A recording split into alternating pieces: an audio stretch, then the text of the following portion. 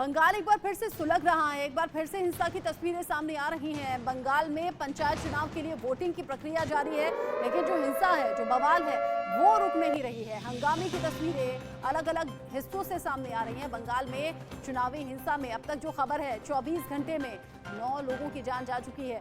अंदाजा आप लगाइए, 24 घंटे में अगर 9 लोगों की जान चली जाए तो फिर यह आंकड़ा और कहां तक बढ़ सकता है और कैसे लोगों ने कानून अपने हाथ में ले लिया है। ये कुछ तस्वीरें जो हिंसा की झलक आपको दिखाएंगी।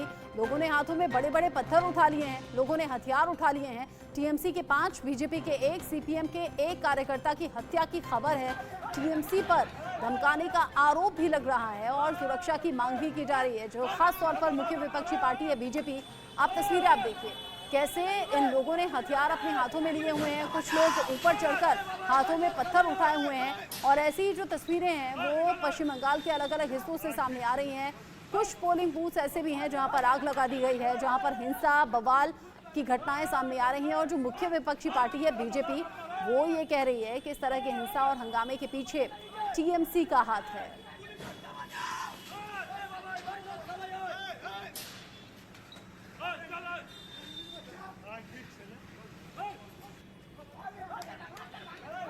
हाथों में तमंचा लेकर, हाथों में बड़े बड़े पत्थर लेकर कानून व्यवस्था की धज्जियां उड़ाती हुई वो तस्वीरें आपने देखी। अब आगे बढ़ते हुए कुछ और तस्वीरें आप देख लीजिए। ये बीजेपी नेताओं की तस्वीरें हैं, बीजेपी कार्यकर्ता हैं जो कि हाथों में बैनर पोस्टर लेकर आ गए हैं, हाथों में बीजेपी के झंडे भी हैं और सरकार से सवाल पूछा जा रहा है। पश्चिम बंगाल सरकार से न सिर्फ सवाल पूछना बल्कि जब इस तरह की घटनाएं सामने आती हैं तो ममता बनर्जी के इस्तीफे की मांग भी होने लगती है, राष्ट्रपति शासन लगाए जाने की मांग होने लगती है। हिंसा और हंगामा जब बढ़ेगा तो सवाल होंगे ही।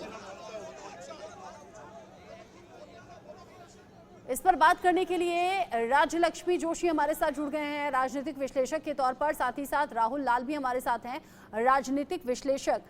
राहुल जी, ये जो तस्वीरें सामने आ रही हैं, आज सुबह ही आपसे बात हो रही थी, 24 घंटे में 4 लोगों की मौत का आंकड़ा था।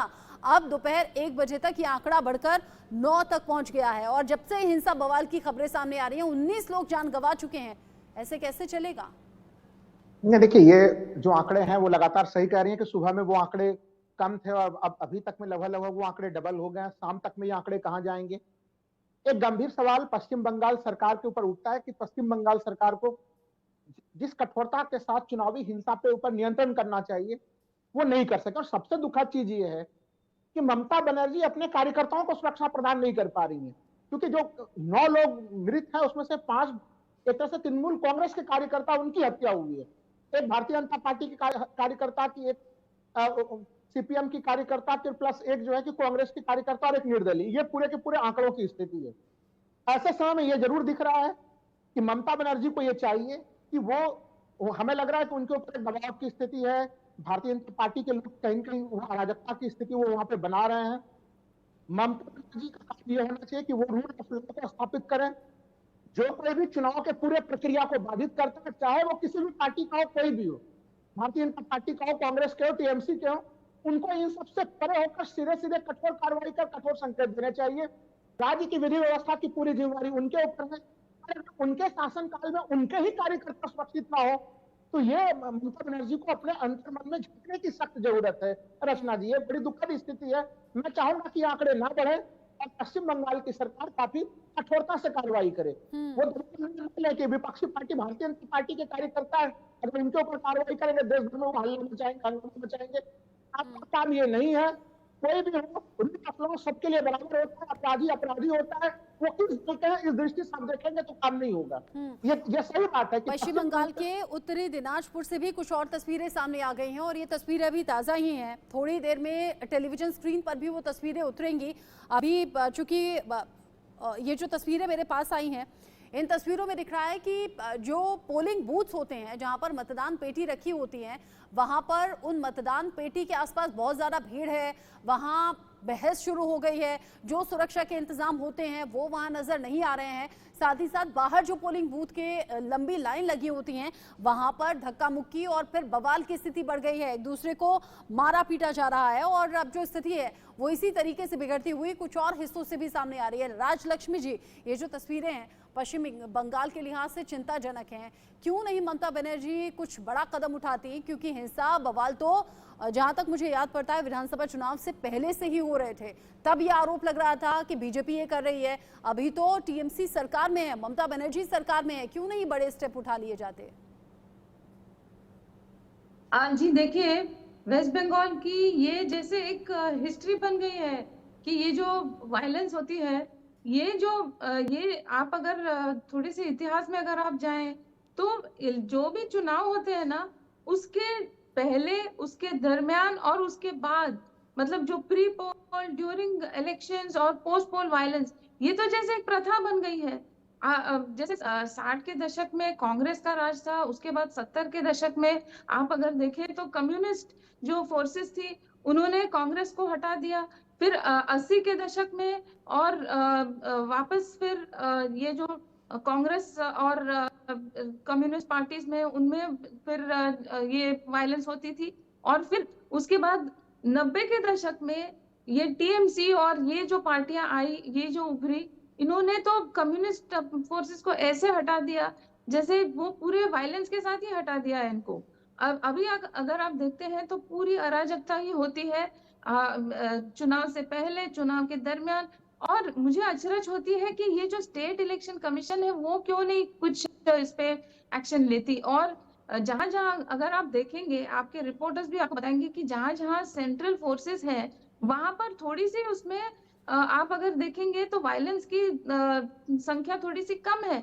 लेकिन जहां जहां ये सेंट्रल फोर्सेस नहीं है वहां पर आप देखेंगे तो पूरे पूरे ये जो टीएमसी के कार्यकर्ता है वो आके पूरे इसमें छप्पा मार के उन्होंने इलेक्शन को खत्म ही कर दिया है। कार्यकर्ताओं की तो तरफ से ये जो गुंडागर्दी की जा रही है, परिस्थिति क्या है, आप ये कहना चाहती हैं कि इस हिंसा बवाल और हंगामे के पीछे टीएमसी है? क्योंकि अभी जो आंकड़ा मैंने बताया, जो 24 घंटे में 9 लोगों की मौत हुई है उसमें टीएमसी के 5 कार्यकर्ता हैं, बीजेपी का 1 और सीपीएम का 1। ऐसा तो कैसे हो सकता है कि टीएमसी के कार्यकर्ता ही हंगामा कर रहे हो और मौत भी उन्हीं की हो रही हो? देखिए, ऐसा मैंने सुना है कि ये इसका कुछ कंफर्मेशन नहीं है, लेकिन ऐसा मैंने सुना है कि जिनको टिकट वगैरह नहीं मिली तो जो 2 गुट जो बन गए थे टीएमसी में, उनमें आपस में भी कुछ लड़ाइयाँ वगैरह हुई हैं। लेकिन आप कोई भी पार्टी हो, किसी भी पार्टी मतलब वो विक्टिम हो, तो इसमें लेकिन जिम्मेदारी तो ममता बनर्जी की है कि नहीं? वो जो अभी जो मुख्यमंत्री है उनको ये देखना चाहिए था कि वहां पर कुछ तो सेंट्रल फोर्सेस लगे या जो ये कुछ देख सके कि इसमें कुछ ऐसे हिंसा की कोई इंसिडेंट्स नहीं हो। आप देखिए कि दूसरे राज्यों में कैसे ये सारी चीजों को कैसे देखरेख होती है। अभी हाल ही में जो कर्नाटक के इलेक्शन हुए, आप अगर उधर देखेंगे तो पूरी शांतिजनक स्थिति थी। तो ये ऐसी परिस्थिति वेस्ट बंगाल में क्यों नहीं आ सकती? हाँ। आप उसके और इतिहास इसके को पीछे क्या छोड़ ही वजह हो दीजिए, सकती है लेकिन अभी राहुल क्यों नहीं आ जी? सकते? राहुल जी, चूंकि विधानसभा चुनाव के दौरान भी ग्राउंड जीरो पर इंडिया न्यूज की टीम थी, हिंसा बवाल तब भी चल रहा था और जब इलेक्शन खत्म हो गए, ममता बनर्जी की सरकार बन गई, उसके बाद से भी अब तक हिंसा बवाल रुका नहीं है। रह रहकर ऐसी घटनाएं सामने आती हैं, रह रहकर बीजेपी हमलावर हो जाती है। ऐसा क्यों? वजह क्या है? नहीं, देखिए, एक चीज तो बिल्कुल ये बात तो सही है कि पश्चिम बंगाल में जो इतिहास है और वहां पे एक संस्कृति हो चुकी है चुनावी हिंसा की। क्योंकि आप अगर देखिए, मुझे याद है कि जब विधानसभा चुनाव हो रहा था उसमें भी मैं शामिल हुआ था आपके कार्यक्रम में। हाँ। लोकसभा चुनाव को भी आप याद कीजिए 2019 में, उस समय भी पूरे देश भर में चुनाव शांतिपूर्ण हो रहे थे, लेकिन पश्चिम बंगाल से हिंसा की खबरें आ रही थी।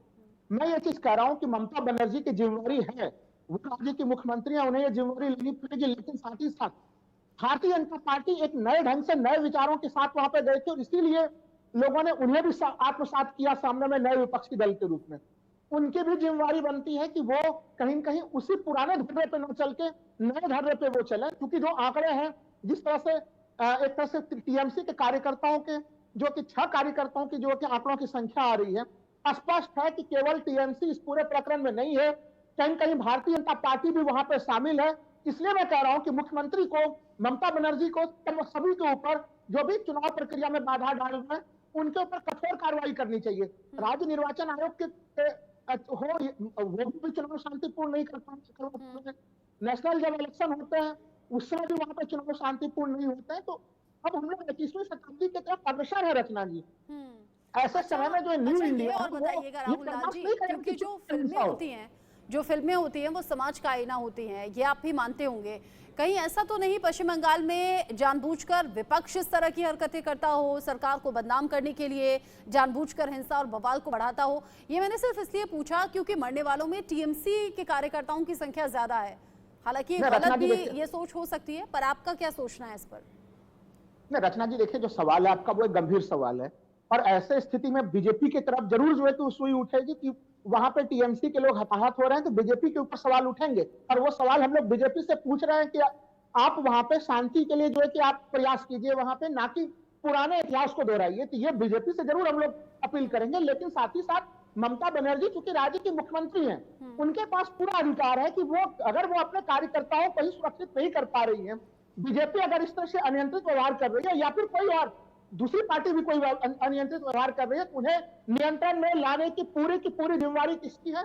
तो ममता बनर्जी जी को काफी कठोर और सख्त रवैया लेना पड़ेगा। तो उनके पार्टी के भीतर से भी सवाल उठ रहे होंगे कि उन्हीं के शासन में उन्हीं के कार्यकर्ता सुरक्षित नहीं है। कैसा शासन है पश्चिम बंगाल का?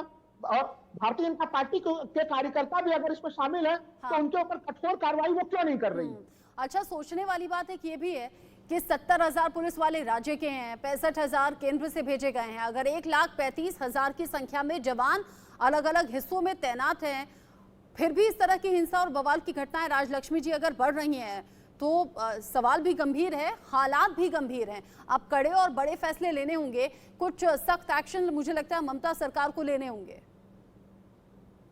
जी बिल्कुल, देखिए जो गवर्नर हैं वो भी अलग अलग एरिया में उनका दौरा चल रहा है और वो भी देख रहे हैं और वो भी चिंता जता रहे हैं कि ये स्टेट इलेक्शन कमीशन और जो राज्य प्रशासन है वो पूरी तरीके से ये इसमें वो जैसे नाकाम साबित हो रहे हैं। तो ये जो है ये बहुत बड़ी चिंताजनक स्थिति है और सबसे ज्यादा बड़ी जिम्मेदारी तो ममता बनर्जी की है ही कि उन्होंने ये देखना चाहिए था कि ये जो सेंट्रल फोर्सेस हो, उनके जो पुलिस फोर्स हो, ये सारे जो है वो उनको जगह जगह पर और खास करके वहां जहाँ पर हिंसा हो रही है वहां पर तो उनको तैनात करना ही चाहिए था। अभी आप देखेंगे कि कुछ जगहों पे वो सुबह सुबह जाके जो इंडिपेंडेंट कैंडिडेट है उनको सामने से गोली मार दी टीएमसी के कार्यकर्ताओं ने। जो पोलिंग ऑफिसर्स है उनको गोली मार दी। जो कैंडिडेट्स हैं उनके घर वालों को गोली मार दी। तो ये सारी जो और सबसे बड़ी और गंभीर बात ये भी है कि ये महज पंचायत चुनाव का हाल है। पंचायत चुनाव में इस तरीके से हिंसा और बवाल हो रहे हैं। 19 की जान जा चुकी है, 24 घंटे में आंकड़ा 9 तक पहुंच गया है। और सबसे बड़ी बात ये वो वक्त चल रहा है जब 2024 को लेकर तैयारियों का दम भर रही हैं सभी पार्टियां, और सभी पार्टियों के जो बड़े चेहरे हैं वो अपने आप को पीएम कैंडिडेट के तौर पर देखते हैं या फिर ऐसी उम्मीद मन में पाले हैं जिसमें एक मजबूत कैंडिडेट ममता बनर्जी भी नजर आती हैं। लेकिन जब इस तरह का हाल होगा, राज्य में ही कानून व्यवस्था बिगड़ी रहेगी, तो सवाल फिर उनकी कार्य करने की नीति और शैली पर भी उठते हैं, उनके फैसलों पर भी उठते हैं। बहुत शुक्रिया राहुल लाल जी, साथ ही राजलक्ष्मी जी, इस चर्चा में साथ में रहने के लिए।